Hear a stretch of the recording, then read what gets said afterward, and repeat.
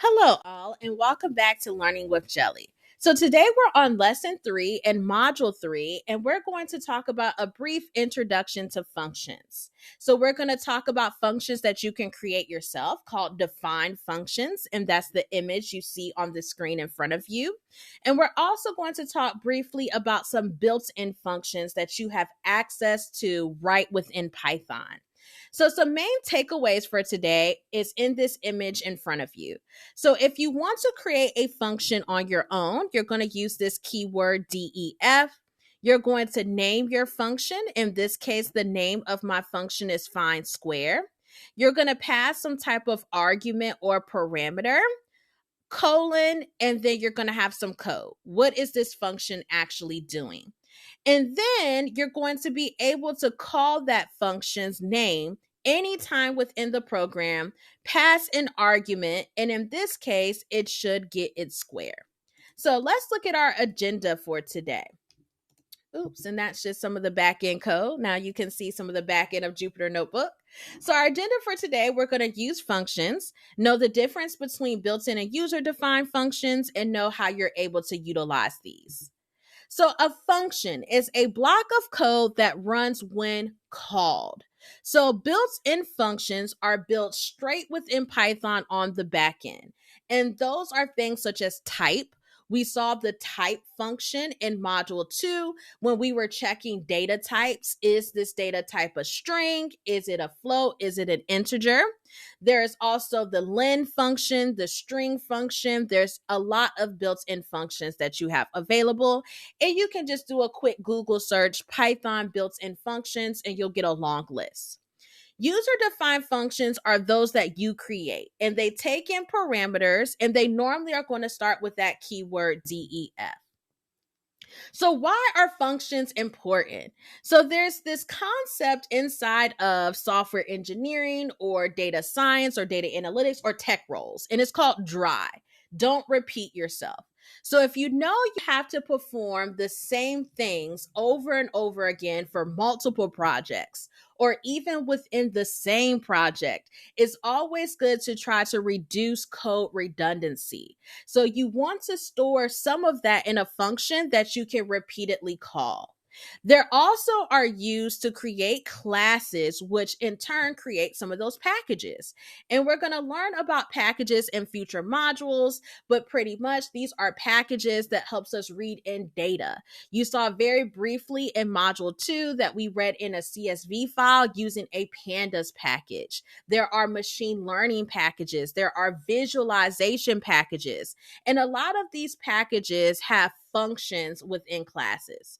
And also for this concept called modularity, where you're able to create a task that can be used to build bigger scripts and then use that small piece over and over again for future projects. So very, very important to understand and know functions.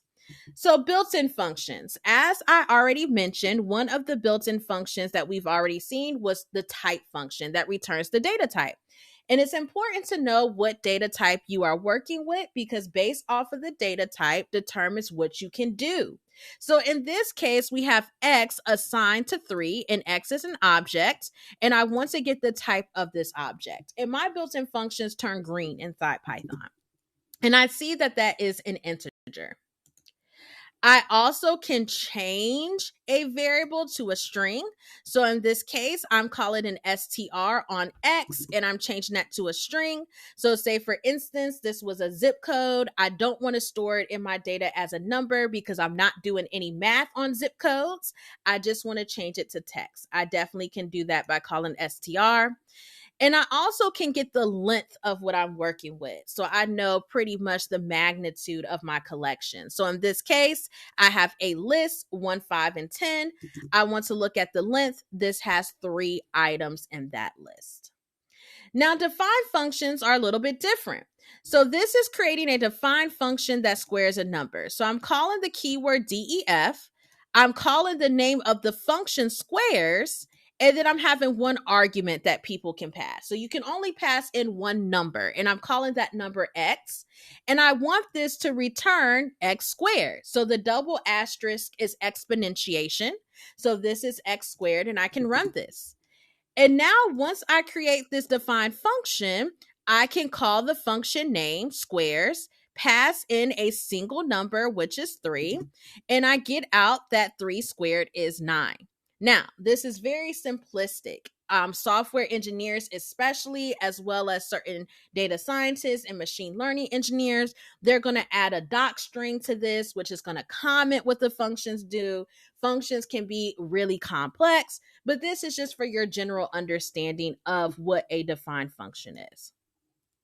So in this case, we want to create a function that concatenates two strings together. So in this case, I'm going to create a function, def, let's call it words, and I'm going to pass in x and y. And I'm going to return x plus y. Right? Because concatenation means addition. So for strings, putting two words side by side.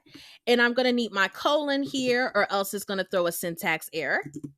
And now I can call this function. So I can put words, and inside of this, I can put learning with, and then comma, space, jelly. And then in this case, I get learning with jelly, where it actually added these two values or put them side by side. Okay. So in summary, functions are great so we don't repeat ourselves. And so we can have those functions called in multiple other programs. That is a form of modularity. Python has built-in functions that you can utilize. And when you want to define your own function, it's going to start with the keyword DEF. So please go onto GitHub in the description below, pull down this notebook with a Git clone, and practice making your own functions. So thank you so much. Please like, comment, and subscribe to Learning with Jelly. Up next, we're going to talk about our second collection because we talked about strings in Module 2. The next collection that we're going to talk about is list. Thank you so much. Bye-bye.